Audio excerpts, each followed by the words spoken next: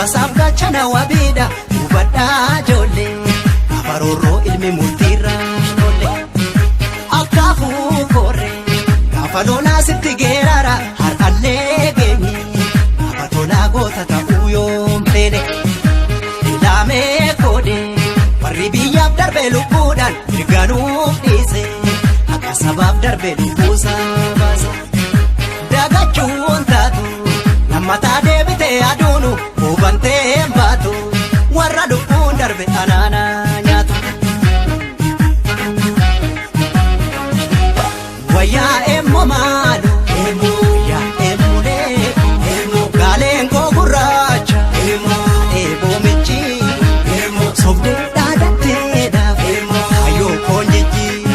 emmo majini jabata emmo sombo dankota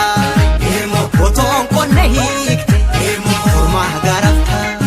emmo kayo do maleluni esatti jajama adigame si abatun kabajama sena gabagata bejirata ibidama sinamare kan dullonne kamuma emule gota waya sena gota emule gota waya sena gota emule gota waya sena gota emule gota waya sena gota asuletti kukse gota waya sena gota